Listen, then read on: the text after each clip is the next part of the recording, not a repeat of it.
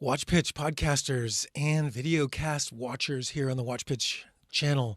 We're so glad you're here, and we're continuing with this series episode focus on exits and strategies for exits. And I couldn't help but just pine to get Matthew Abrams back on the WatchPitch podcast show, because I think that all the work that you're doing with the enterprise operating systems is absolutely in keeping with the trajectory that we're learning more and more about with regards to exit strategies and how to plan for that. And so much of your work is in creating best practice systems for building up your business and scaling it, and of course, eventually exiting it. So happy to get together again and sort of explore this topic. Yeah, it's awesome. So in keeping with exits, how does EOS work with a founder and with a business to sort of build up the muscle memory and the best practices so that they can have a successful and an exit could be also a merger or acquisition with another company that they've been kind of courting in the process. Yeah, so one way that's really helpful to think about it is if you were to sell your house, you would want to look at what is going on, what is in need of repair, what needs to be painted, appliances that need to be replaced. So if you want to think about a business in a very similar way, when you're getting ready to sell your house, you want to make it look as good as it can. So what EOS does is just that, but for a business. So really helping an entrepreneurial leadership team and ultimately the entire company work on, for example, hard data. So using objective information rather than subjective kind of fly-by-night, one foot in front of the other. So really growing that degree of precision there, running really efficient meetings, really getting clear on strategic planning, identifying the vision, having core values clearly articulated and woven into the culture of the organization. So using core values to hire, fire, reward, review, recognize, etc. Those are all things that potential buyers are really looking for. On the surface, that denotes a healthy organization. And once you start looking at the numbers, when you see businesses that are running on EOS, on the Entrepreneurial Operating System, you'll see significant growth. And some of that is on paper, and some of that is within the culture. So people within the company, right people in the organization, right people in the right seats, as Jim Collins says, really rowing in the same direction, happy, healthy, committed to being there, all on the same page, rowing in the same direction. So what we talk about is vision, traction, and healthy. So vision from the standpoint of everyone in the organization is 100% on the same page with where we are, where we're going, how we're getting there. Traction, building that sense of accountability, day over day, week over week, quarter over quarter, so we're making progress on that. And healthy from the standpoint of we are open and honest with one another, saying what needs to be said, having that healthy, open and honest conflict, that debate that really leads to innovation, buy-in, ultimately results. Well, holy smokes, just to go back also to your analogy, all of that sounds super critical, but I can remember the first time I worked on a house to sell, and I remember living with and just being fine with the things that weren't really up to snuff and didn't look really polished. But now that I was going to sell it, I then got that fresh coat of paint out, maybe, changed out the countertops, fixed the fixtures in the bathroom and the shower. And when I got to the point where the realtor was coming by to look at it so I could show them that, okay, now we're ready for sale, I thought, why in the heck didn't I do this earlier? Because I'm about ready to sell this thing and it looks great. I want to live in this house now. Why am I selling it? And I do think that in the case of a business, my goodness, without those pieces in place that you're pointing to and having those really deep seated into a business, that has to happen early on. And if you're not there, like, let's figure out how to get there. And I think this is the work that you do, is to get people to a point where now they've got these best practices in place. They've got a culture that's being reinforced with, really good support. And that's been going on for years, because one of the things that came out of our last episode was how critical those frickin' financials are. Like, excuse me very much, but that's what we're looking at if Right. we're interested in your business. So, without that, it's a non-starter. Mm-hmm. Yeah. So how do you do this for companies? What does that look like? And I would imagine you've seen fixer-uppers, and you've probably seen houses that really just need a spit shine. I don't Sure. know. Yeah. So what EOS isn't is a magic bullet. What EOS isn't is this seminar that you're going to go through and do a little bit of a fixer-upper. It's a comprehensive, interconnected system. So I really appreciate what you're saying, in that there are times where we'll come in, we'll fix up the house, and we'll do new appliances, new flooring, new walls, etc. And then we're like, dang, I want to live here now. Exactly. And that's exactly it. But to do that right, it does take time. So that's what EOS is about, and I'm 100% on the same page with you. As let's not, obviously I'm biased. Yeah, but let's not I wait. love your bias. Let's not wait until you're ready to exit from this business, because you're going to be getting what you want. You're going to have more control over your business. It's going to be a much more enjoyable place to be. You're going to be much more productive, etc. So how do we do this? Well, it's a journey.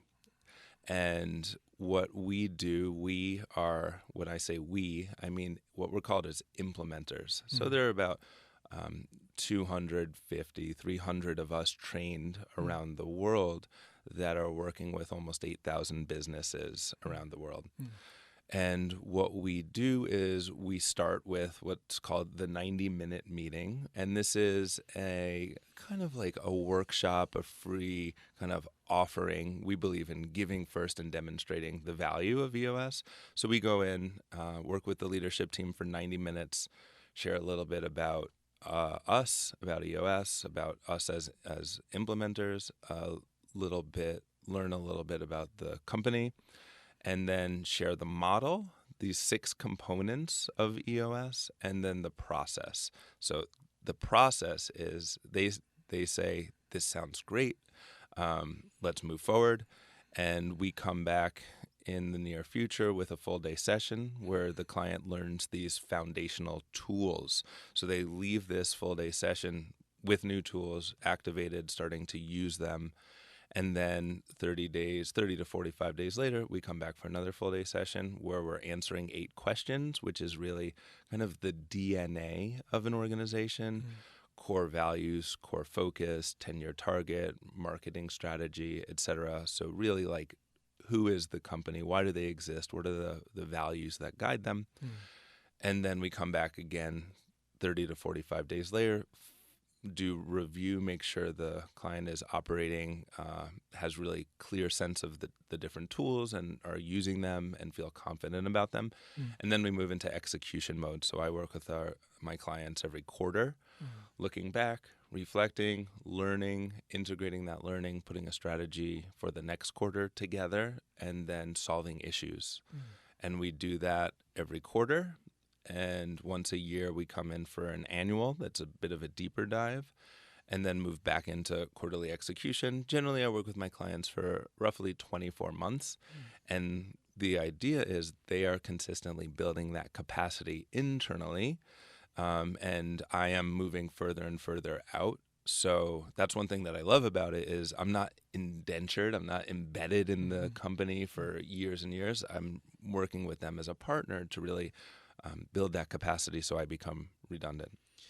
What you're describing to me also sounds like, and your time frame is about right too, because when there is a merger acquisition or an exit, what I'm told is that timeline for that is actually about 2 to 4 to 5 years, and I've heard upwards of 10. But it isn't something where you flip a switch and sign a document and you're good to go. There is actually an onboarding process. And in the case of a merger or acquisition, now we've got sort of cultural melding to do, departments, interdepartmental leadership needing to collaborate and kind of figure out, who's on first and who's going to take on what responsibilities. But these transitions do not happen overnight. And I would imagine that, I don't know if EOS has ever been involved with a merger or acquisition and that onboarding process that is required to have a successful merger or acquisition. And if you've ever been brought in with the anticipation by a founder or a board to say, you know what, we do want to actually exit. We've all decided that we want to sell this business at some point, and we think that the set of tools and this relationship with you over the next 24 months is geared towards that exit. I know people contract with you for other reasons. It might be scaling. It might be, can we just kind of like figure out our business because we're wavering and we're exhausted. Yeah. So where do you see the best fit for what it is that you do? Sure. But I can see it being applicable for an exit, and just acknowledging that it takes time. Yeah. Yeah. Yeah. So a couple different areas where EOS is really a good fit. One is the business is in the right market with the right product or service, and they're struggling. They're doing everything they can. They're reading the books. They're doing the seminars, whatever, and they're still struggling. And they want to do what it takes. They just don't know what that is. So EOS can bring that structure, clarity, process, etc.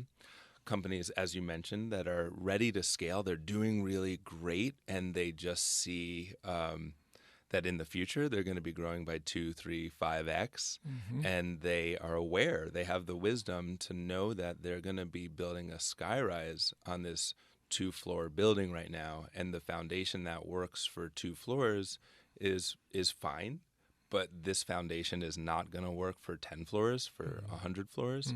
So they know that they need to build that core structure and process to be able to grow healthfully, because otherwise they're going to be scaling their dysfunction, right? And then, as you mentioned, an organization getting ready to exit, absolutely. And you're right. It is since it's not like a one-day seminar kind of thing, Right. just like you're not ready to put your house on the market and then you say, well, what should we do to make the house look nicer? That's also a 12-month 18-month plan, especially when the dysfunction in the house is significant. Yeah, it's walls, or it's Right. it's only a one story, Right. and we really need that second story. Exactly. Yeah. So it can be very prudent for an entrepreneur, CEO, founding team, et cetera, that is getting ready to sell to say, let's really dial this in advance, 2 years in advance, 3 years in advance. And when I'm working with these clients, and sometimes we do work with VCs, and they bring in implementers to work with clients within their portfolio, and they also write it into the contract that we want to acquire you, and part of that acquisition or those or a merger, and part of that those terms are you must run on EOS, because they want to protect their investment, they want to optimize that return. So for example, if just imagine you're thinking about buying a company and you're looking at this one company and they're just they're doing well, but they're probably succeeding in spite of themselves, which is the case for the vast majority of companies out there. And then you're looking at another similar company in the same market, and they have all their core processes, for example, completely dialed in, documented, followed by everyone. So they have a plug and play playbook for that. They have a very clear process around how they're setting their vision and setting their strategy to achieve that vision. Very clear reviewing process, etc. And they have a very clear identity. See, this is where it can be really hard for companies, because a lot of companies will come in and be, oh, well, we have our core values. They're on the website, they're on the wall. But are they really a powerful tool to to unite everyone, to help everyone understand how we are supposed to be and treat each other, etc. Those are the kinds of things that take time to identify and discover, and then to really implement into the fabric of the organization. So when it comes to exiting and potentially putting a business on the market, to have those things and to meet with the potential buyers and say, look at all this work and all this structure and system and process and health within the organization, that's amazing. It's like looking at two cars. I just find it so easy to kind of give analogies. Looking at two cars, and one has its oil change every 3 months, and it has its, anything that might be going wrong, the owner is anticipatory and dealing with it in advance. And then you open the glove box of this other car, and like there's a handful of receipts like popping out, and it's all over and it's dirty in there. They both drive. They're both the same model, same make, same year. But clearly, one is a much better investment than the other, because there are things on the surface that oil change. But then there's all that stuff underneath the surface that you don't know. So if I'm looking at acquiring a company or merging with a company, I want those details to be impeccable. And if you can show me that, I'm going to be much more interested in buying and much more interested in purchasing at a higher price point as well. Sure. I mean, there's more value there, clearly. Yeah. Yeah, good. So I'm curious with your experience in this space, and I'm particularly keen on the idea of an investor, a VC or private equity coming in and going, all right, well, everybody, we need to snap a line here. We're going to bring in this culture set. We're going to bring in an implementer to spend 2 years with you, to clean out your glove box, if you will, and get things organized beyond the oil changes that seem to be happening here. What are the things that you start with? Now, I know you said there's sort of 6 areas, but I would imagine in that 90-minute onboarding experience of you and EOS, you're exploring sort of that whole deck of cards. But I'm wondering from your own experience if there are pieces that really should be prioritized. Yeah, absolutely. Yeah, so I'm super keen on that. Sure. So that first day we are together is a really exciting day for me, because they have no idea what they're expecting, and they're so used to dealing in this world of theory. You read all these books and have these great ideas, and it's like, awesome, I'm 100% on board, but I don't know how to do it. Right. So what EOS does is brings that theory down to the ground, all practical tools. So in that first day, before we talk about the big vision and that kind of exciting stuff of like, where do we want to go? What are we capable of? I just teach tangible, powerful, simple, not easy, but simple tools. So the first thing that I do is something called the 5 leadership abilities. So every organization, every department, every person at some point will do what's called hitting the ceiling. Trying everything, just not working. For some reason, feeling frustrated, spinning the wheels. So there are 5 leadership abilities that I teach them. And that also sets the context, because everything that we teach within the EOS framework really speaks to these different leadership abilities. So just for example, like delegating is one of the leadership abilities. So if you are not knowing when you need to delegate and understanding that you have to delegate, and that requires some trust, you're going to be holding on to too much, and you're probably going to hit the ceiling. That glove box is going to be really full. Exactly. Yeah. Exactly. So there are 5 leadership abilities that I teach to set the context. And then we teach something called the accountability chart, which is what Jim Collins talks about: right people, right seats, right people on the bus. But again, that's theory. So what does that really mean? We build out what we call an accountability chart, which is like an org chart on steroids.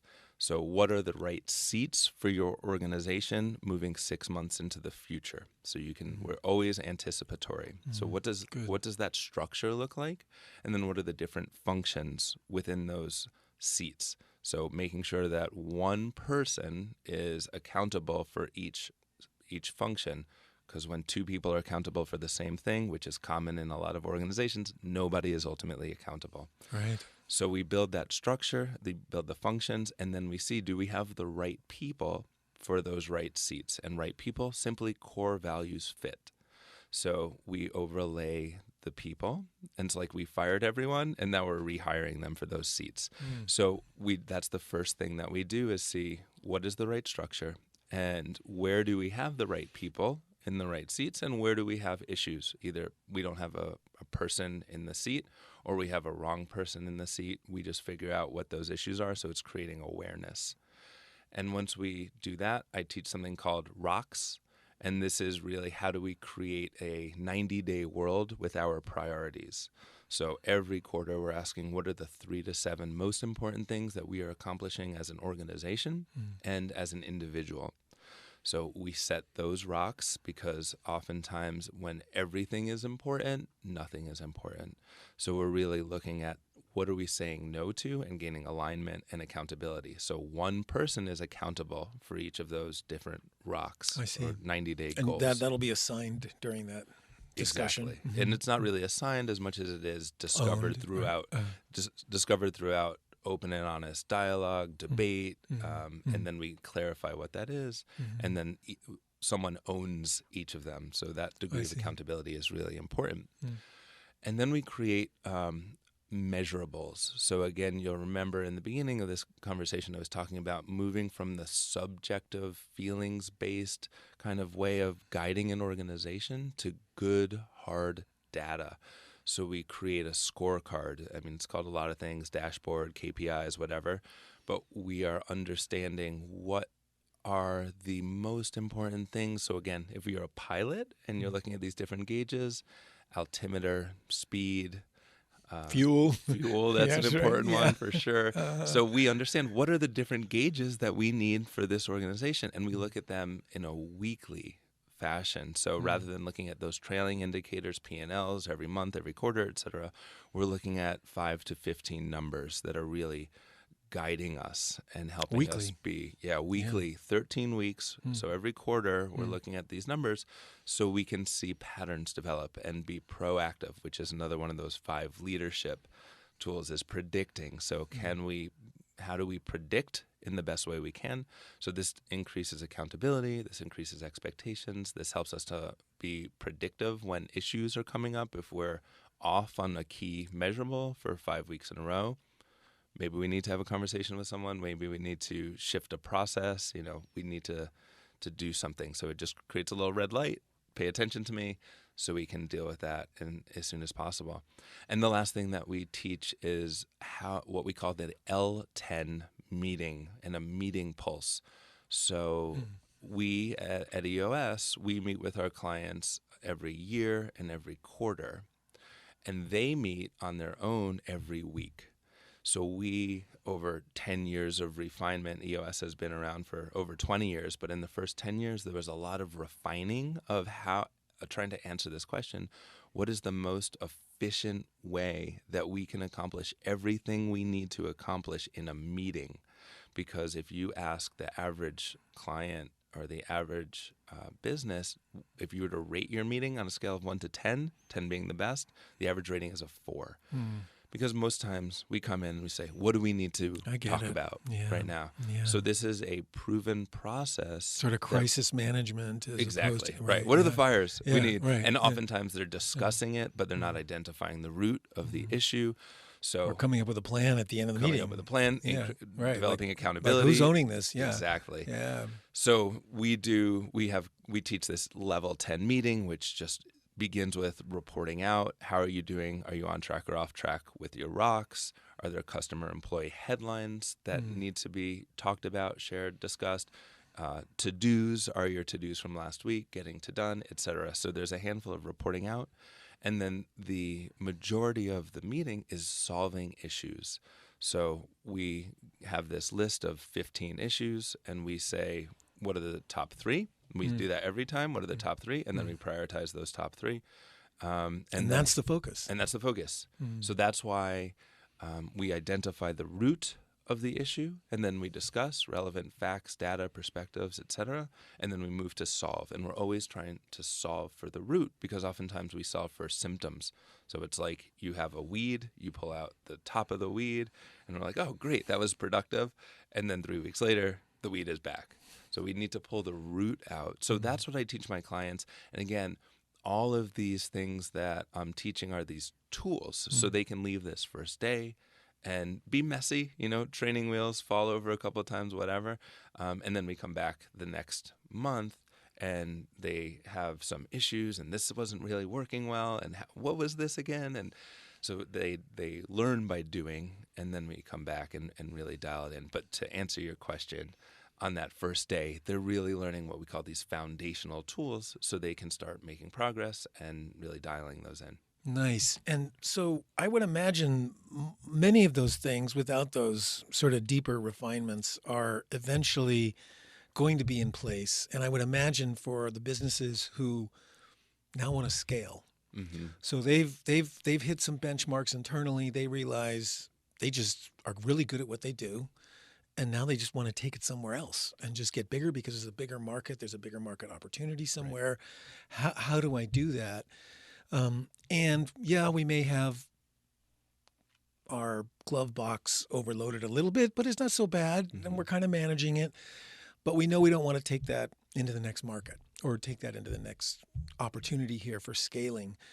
Do you find that that in that mode of scaling, that there are particular skill sets that are needed more so than others?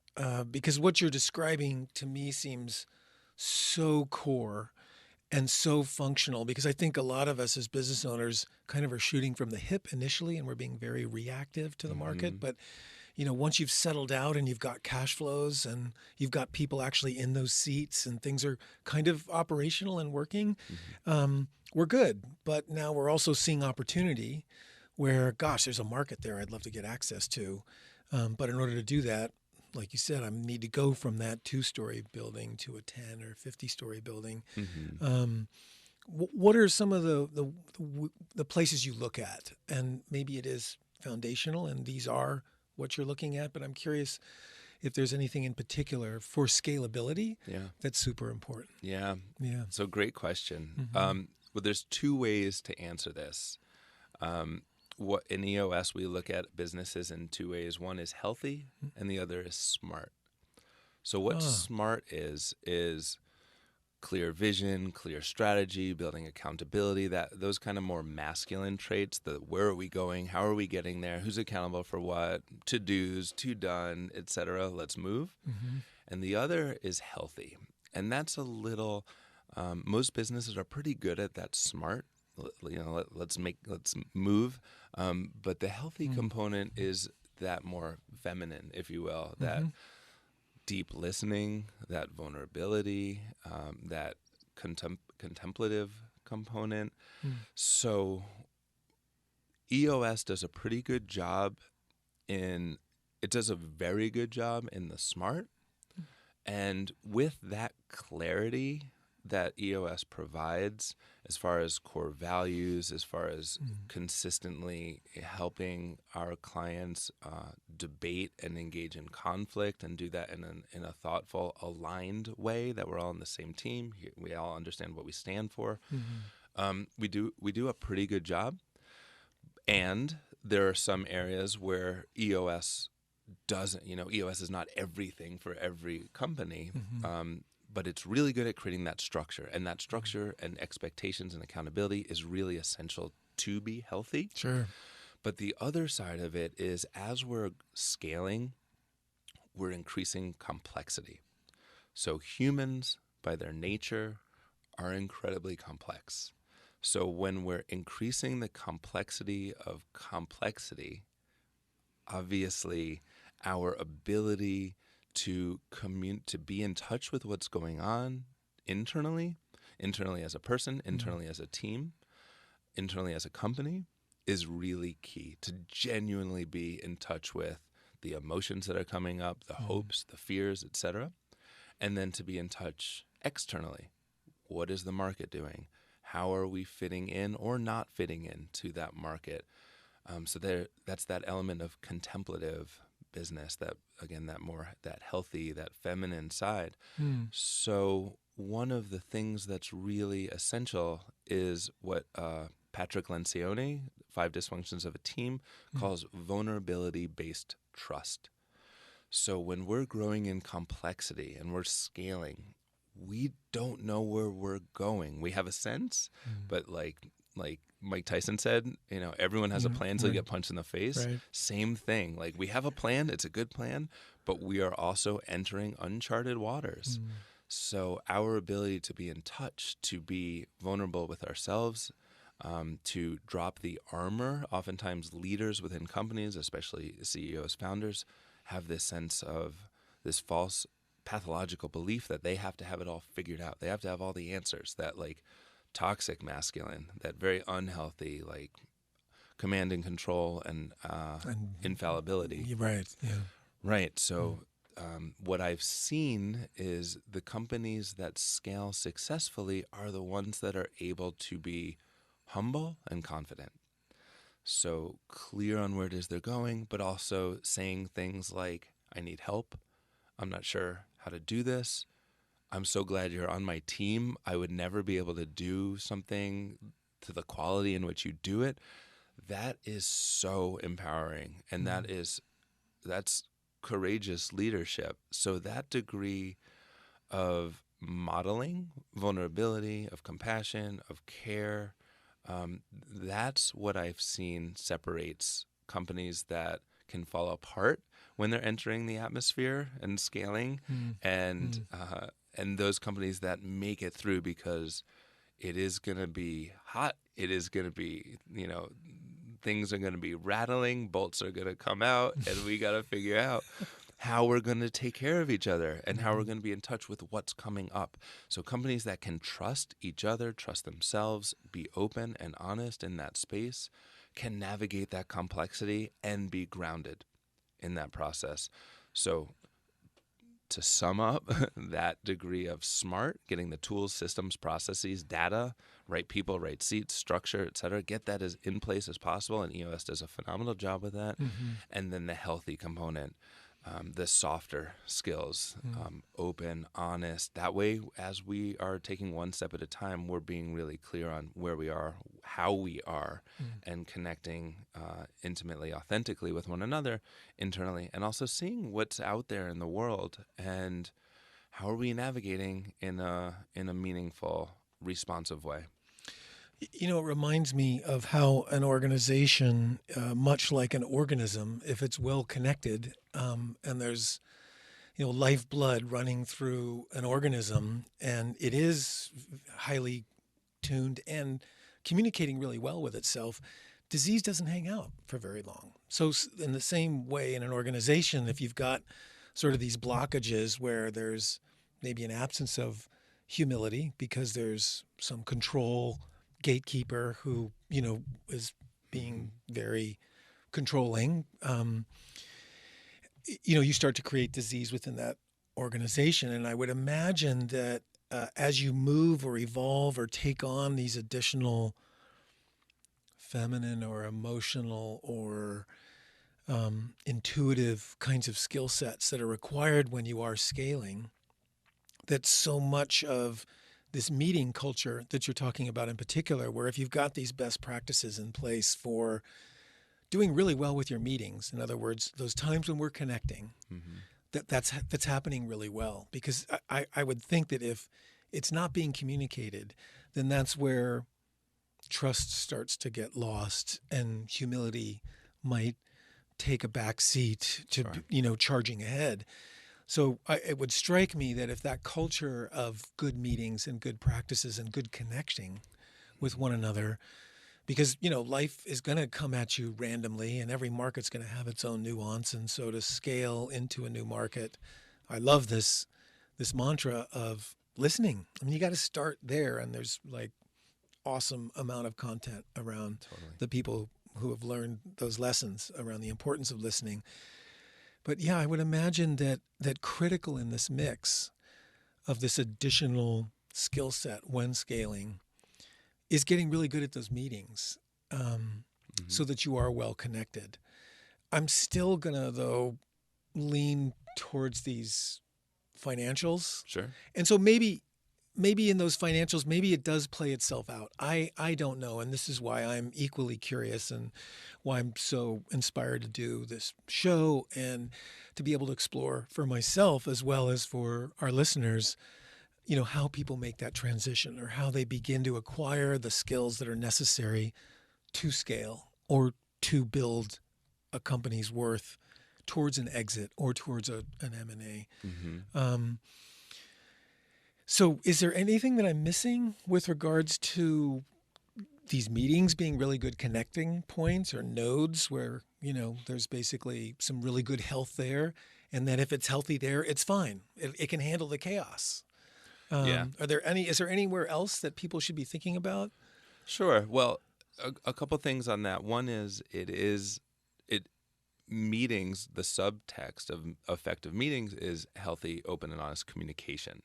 So that happens in the meetings. It happens outside of the meetings. So it's really important that we are creating a brave space where people not only in the meetings kind of like do a timeout of all other life in the business, and now we enter the meetings, and now's the time where we're really open and honest with one another. Right. And we're really building that into the fabric. Right. So that's key. And then as far as the financials, which, it's all about the Benjamins, baby, right? Right. So it's interesting because the financials just happen. And it's so, like a lot of my clients come in and they want to really, focus first on the numbers. And, it's like, it's okay. So I speak in analogies if you haven't figured that out yet. I'm with you. All right. So I want to lose 25 pounds. So I'm like focusing on the pounds, and then I'm like, all right, well, what if I do A, then B will happen. So I'm just going to focus on calorie intake. If my caloric intake goes down and I'm burning more calories, like that's it. And that's an unhealthy, myopic way to think about it. So what we do in EOS is to say, all right, what's your spiritual health? What's your mindfulness meditation practice? How are you in your relationships? Are those healthy? Are you exercising? What are you eating, etc.? And then you know what? All of a sudden, 6 months later, you've lost 25 pounds. But you didn't focus on losing weight. You focused on being healthy. So it's really important. And that is a byproduct. But not every organization wants to increase revenues. What often happens is I'll come into an organization and there'll be a $50 million organization. We'll do a 3-year picture and they'll say, we want to be a $150 million organization. And the margins are 7% now and they're 7% then. And I say, all right, be careful of what you wish for, because with EOS, you will get it. And then we think about, what does a $150 million company look like? And feel like. Yeah. And what's your role in it? And we spend some time there. And then all of a sudden they're like, I think we want to be a $65 million company with 12% margins. And then we're aligned on that. And then we start building the system structures, plan, etc., to achieve that. So I want to important. be mindful that it's figuring out, what do we want? And again, I'm thinking about acquiring a company. I might want a 12% margin at $65 million over a $150 million company at 7% margin. So we're talking about dialing it in, trimming the fat, building a healthy, lean, mean organization. And sustainable. Right. And that's where the healthy comes in. You get the tools and structures and systems and processes, and then you get the open and honest, proactive communication where we're all on the same page, rowing in the same direction, and we trust the culture, we trust one another to say what needs to be said, even and especially when it's uncomfortable. Yeah. That's the difference between fair and good and great organizations. Awesome, Matthew. So if people wanted to find out more about you and about EOS, how would you direct them? I would direct them to my website. Okay. My email is matthew@matthew-abrams.com. Great. And anyone is welcome to have a call, and I love talking shop. So anytime thank you. we can do that. That's great. And my website to find out more is matthew-abrams.com. ABRAMS, 2 T's in Matthew. Nice. And we'll put it in the liner notes too. Awesome. Such a pleasure. Always. And look forward to, of course, what's next for both of us here as we approach 2020. And those listeners were already in 2020 at this point. Happy New Year, everyone. Yeah, Happy New Year. It's good to be here. Yeah, in the it new is. decade. And I think we're all excited about this next decade, and there's a lot of promise to be had in it. And I think that what you have outlined are some fundamentals that will help anybody at any stage of their business. Yeah. And especially complement the goals of a merger, acquisition, or exit. Absolutely. Thank you, Matthew. You bet. Thank All you. right, see ya. Bye-bye. All right, bye. Bueno. And we're out. And we're out. Yeah. And we're out.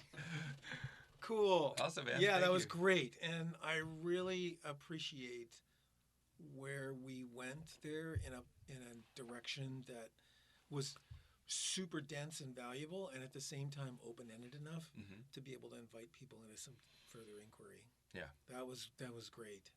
And so in the notes, I'll of course